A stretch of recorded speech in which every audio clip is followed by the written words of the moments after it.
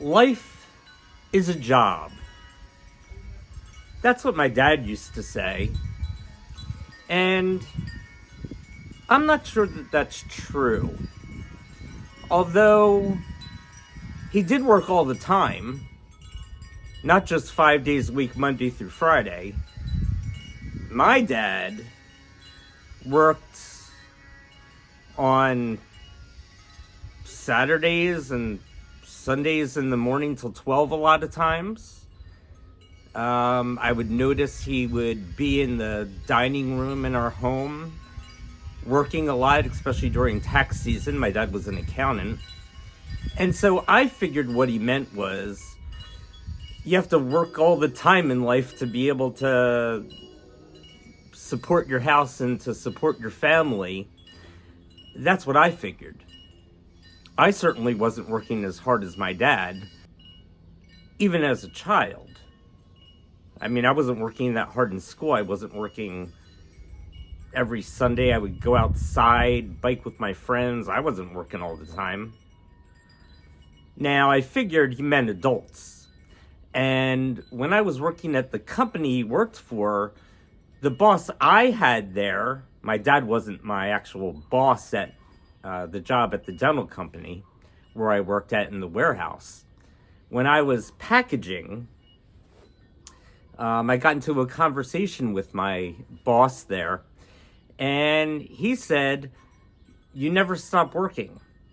And he meant all day. And I didn't know what that meant. I'm like, what do you mean you never stop working? You stop working when you are done your job for the day. And he told me, well, no. You have to cook dinner, or somebody does. You have to do the dishes. You have to put the kids to bed, if you have kids, I guess. It seemed like during the whole day, you never stopped working. You have to do the laundry. It seemed like there's always stuff to do in life, is what he meant. I never really thought of it that way. My wife says the same thing to me in a different way. She says, well, I do what I have to do. And I'm like, well, yeah, but you don't have to do all of the stuff that you do. I mean, my wife does a lot all of the time. She's super productive. Not just doing laundry and the housework and going to a job and raising the kids, but taking them to extracurricular activities, things she doesn't need to do. Taking kids to basketball practice or dance class. These are things you don't need to do when they're young. And certainly when the kids are older and in high school, that's done at school. When I was young, yeah, I would get taken to a baseball practice or a soccer practice, but not during the week. So, is life a job all the time, and is that the right word for it, really, anyway? Well, I don't look at life that way. I look at life as a series of decisions and consequences. Decision to go to work, for example, to make money. You can decide to in the morning or not. Now, there'll be a consequence, but you have that decision. You do have the decision, if you have the money, whether to cook a meal or order out. One is easier than the other. Now, that's assuming you have the money to order out. So I guess that is less of a job, but then I guess the job is even calling for, say, the pizza or something else that you want to order, like Chinese food, which is even more expensive. So is life a job? Or is it just a bunch of decisions and consequences that you make in your life? Some of which is not always under your control. Now, I want you to look at my teeth for a second. As you can see, I don't have all of them. And you may say, well, go to the dentist. They'll just, they can put dentures in. Now that may cost some money, but why not just go do it? That's a good question. And I'm going to tell you why I lost my teeth and why I had them pulled and not just have root canals in. That I was a teacher and I lost my job. I was basically fired. I was forced to resign from being a teacher in the school district of Philadelphia at age 37. And that was kind of out of my control. I didn't make the decision not to be an effective teacher. And if you're saying, well, Mike, nobody gets fired from being a teacher, I hear stories that, that's almost impossible. Like, anybody who becomes a teacher pretty much remains a teacher. They never fire anyone. That's almost true. It seems like it's almost true. Because I don't know of many other teachers that have been forced to resign unless you're doing something really bad, like putting your hands on a kid, or like in a former episode, bringing alcohol to school, or doing something really, really bad. Got decent with a child. I mean, for those reasons, yeah, you should be fired. But that's not why I was. I couldn't control the classroom. So I just didn't have the social skill to be able to do the job as a teacher. And I was there in the school district for 7 years, from age 30 to 37. And I started off as an intern teacher. I went to school and I was getting paid as an intern teacher. So there was a teacher in the room and I was kind of working it and getting paid for it. So it was really good. And I was able to move out of my mom's house. She sold the house we had anyway. My dad had passed away. And my wife and I moved into apartments before we got this house for 6 years. We were in 2 different apartments. But when we bought this house, 1 month later, I lost my job. I mean, they weren't gonna bring me back for another year and try me out again with not the 6th, 7th, and 8th graders. Like, I thought maybe I could handle a 2nd grade class. But that's not where Philadelphia needed teachers, with the younger kids.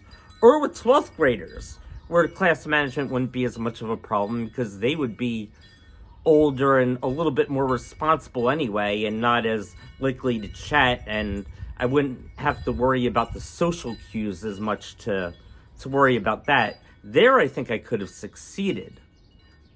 But that's not what was available, and it's supply and demand, right, for work. It's what's the demand did they have? Well, it was for middle school teachers. It wasn't for elementary, it wasn't for high school. So I lost my job, and when you lose your job as a teacher, you lose the benefits. And this was before Obamacare. And during Obamacare, actually. For the next at least 10 years, at least, I served as a substitute teacher. I was a one-on-one, because I didn't really like substitute teaching in New Jersey. But I could be a one-on-one, and I could work with a kid and help that child. And I liked that job. Now, it didn't pay as much as a teacher, but it was something I could do, and I'm also good at math, so I was able to be a math tutor. And I could tutor up to 3 kids a night after going to work as a substitute teacher, or when I was a one-on-one. And that's what I did to earn money for those 10 years. But the health insurance really was bad. Really was bad. With Obamacare, whenever that came out, exactly 2012 or 2011, the ACA, the Affordable Care Act, they forced companies like the one I worked for to give at least a minimum amount of insurance. But they didn't really have any good insurance, and I wasn't able to get a root canal. I didn't have $1,000+ to spend just to get a root canal on a tooth when I could have it pulled for $100. So I had tooth after tooth after tooth pulled because things would happen to them. And for a while I did have an implant in there, but then I lost another tooth, so that wasn't going to work anymore either. So I really needed another denture to go in there. And you're going to say, well, they have these at stores. They have where for a few $100, and I didn't bring it out with me, but I have it, that you can put it in yourself, send it to a company, and you can get it again and put it in. So I've had this kit for months and months and months. I don't think a year yet. So why haven't I done it? Because I'm not proud of my smile. I'm really not. But I don't fix it. Or I haven't yet. And I think it's because I look back and I don't feel entitled to have just because I want it. So I don't know if that's a form of resilience or just being stubborn, not getting those teeth done and just getting them put in and just be happy again. It's almost like I want to keep suffering for what I didn't have. Now, I don't blame anybody for it, and I don't feel entitled to having health insurance. Although that's why I work the job I have now and why I'm not going to leave that job, even though it's a difficult job for me. But I don't feel entitled to a nice smile. I don't feel entitled to this house if I couldn't afford it. But how resilient am I? How resilient are you? What could you live without? Well, I learned when I was young, and I don't mean as a child. I mean when I was 23, 24, 25, that I couldn't afford for myself to live on the streets. I did for 3 days. I left my house voluntarily. And I guess I didn't like what my mom and dad were saying to me or something, but I was back home at that point. I had dropped out of law school and I was living back at home, not this home, the home I grew up in, and I left. And it was actually after my father passed away. And I went to outside of Philadelphia to a place called Darby. And for 3 days, I kind of walked the streets. I would walk like 7 miles a day at least. Going to the bathroom, I guess, at McDonald's.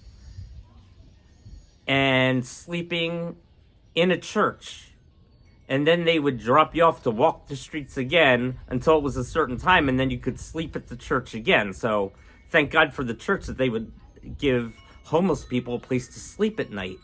But I couldn't continue doing it. Now, it was during the summer, so I wasn't freezing. And that was starting after 3 days. I was thinking, how long can I continue this voluntarily when I can just go back home theoretically? Now, I didn't have my car with me. I had gotten there taking what's called the high speed line into Philadelphia and just walking to Darby. So I called on a payphone, back when there were payphones, a collect call to my mom. And I said, you got to get me. You got to come here and get me. And she didn't want to. She was on the phone with her friend. And I found that hard to believe. Thinking, well, yeah, I know I'm your adult son now, but you just don't want to come and get me? Like, I'm in a desperate situation here. Like, I felt entitled to her coming out to get me. And that may sound strange, because there are a lot of homeless people, and nobody comes to get them, yet I felt entitled to that. And I convinced her, though, to come and get me, and she had my older brother come along and drive her to where I was and pick me up, because I said I couldn't do it anymore. Being a homeless person. That was not the life for me. And I don't know how I would have done it in the winter months. I don't know how anybody honestly does. I know people do. So I felt entitled to that then.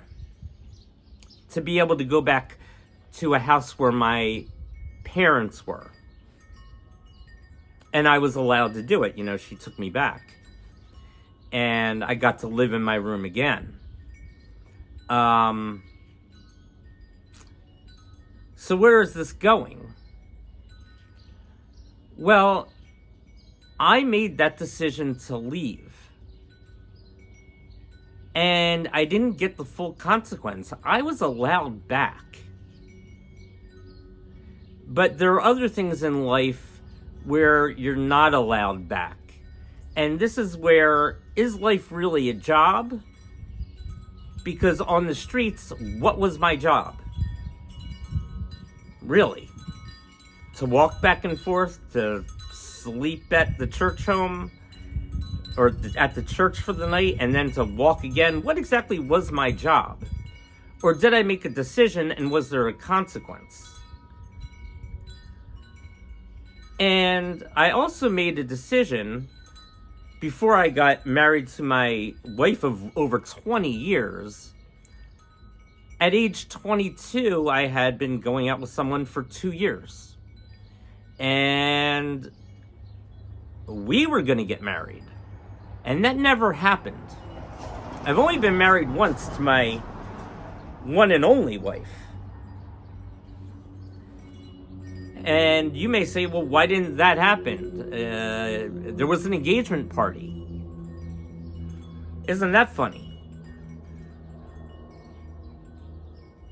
And I felt entitled to that marriage. Or did I? Because I made a decision. And you're going to say, well, what decision was there? It was, you were going to get married the next year. Well, that didn't happen. After the engagement party, that person's father talked about me signing, and I was in law school at the time, and I passed the first semester. I hadn't started failing out yet. A prenuptial agreement. And I found that very not good going into a marriage. Meaning, I was trustworthy. If I'm going to marry somebody, you can ask my wife. I stay married forever. I mean forever. I don't leave. And those are my values back then too, with the first one. And that's what I said to the dad. I'm like, you know, I don't play around. I'm not just doing this to get a divorce and take your child's fortune away. Now, it wasn't really a fortune. It might have been a couple $100,000. And you're going to say, well, a couple $100,000, that's a lot of money. And yes, it is. So maybe I should have just signed it, right?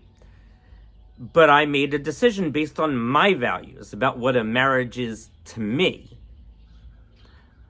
I would never have made my current wife sign a prenuptial agreement if I had a few $100,000 or even $1 million, just because that's the way I feel. But not everybody feels that way. People get afraid when it comes to money and things being taken from them. Or their children, I guess, in this case, his daughter. Because once you get married, it's half and half, right? half the house is yours and half the house isn't yours, kind of a thing. Or half of the money you have going into a marriage. Well, if you don't have a prenuptial agreement, theoretically, the other person can just take half of that money. But I wouldn't have done that. I guess he didn't know that, but he said either to her, you either have to do it or there's no marriage. And I decided on no marriage. And there was a consequence for that because there was no marriage. And that stuff can ruin your life. Because you make a decision. That's not life as a job. What was my job? To say yes? That would have made my life easier. My God. I failed out of law school because I couldn't get over that. I couldn't study. I drank more. I talked about that in another video, in a previous video. And I was living in Florida. That's where I was going to law school, at St. Thomas University in Miami, Florida. And I failed out. So that was a consequence of that decision too. That wasn't life as a job. Yeah, my job, I suppose, was to, you know what it was? It was to be resilient. It was to get over it, the not being married. But does everybody have that kind of mental makeup?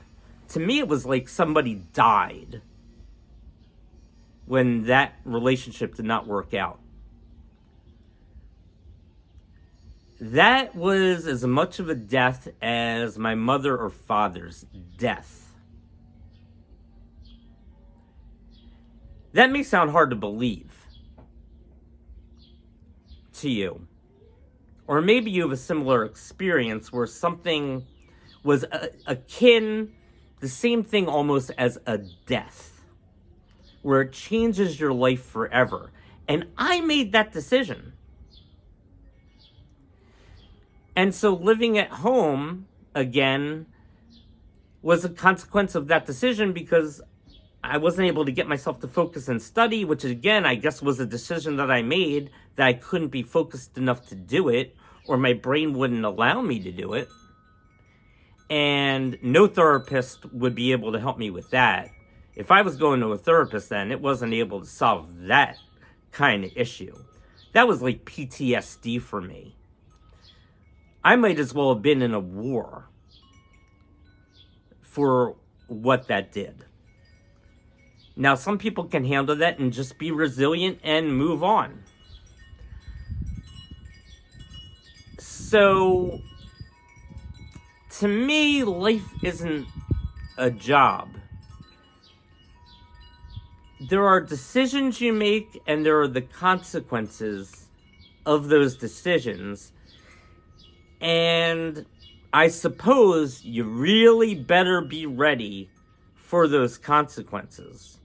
Now, this is day 5 of my diabetes challenge, and it's going really well today. And my job now, on the theme, is to keep checking my sugar and to keep eating to maintain my sugar level in the 100s. And it's been in the 100s all day today, so it's been a real positive day. It's Sunday today. So maybe I've had more time to think and ruminate about this topic.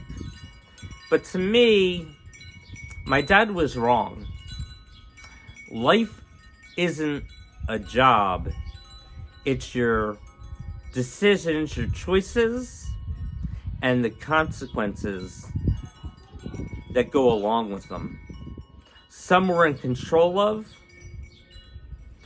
like me not signing a prenuptial agreement, or some we're not in control of necessarily, like getting a health condition.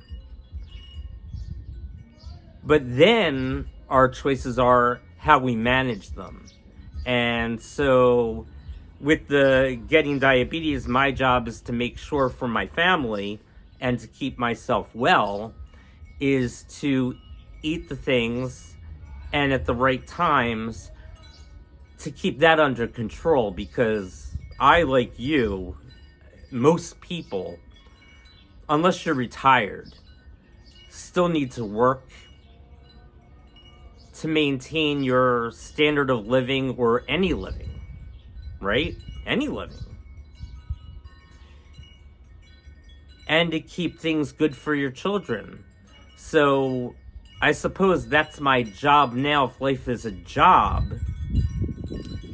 But it's still the decisions you make and the consequences that come right from them. Please give your comments below if you think I'm correct or incorrect about life not necessarily just being a job. Please give this a big thumbs up if you found it of value, and subscribe, and I'll see you next time. Take care.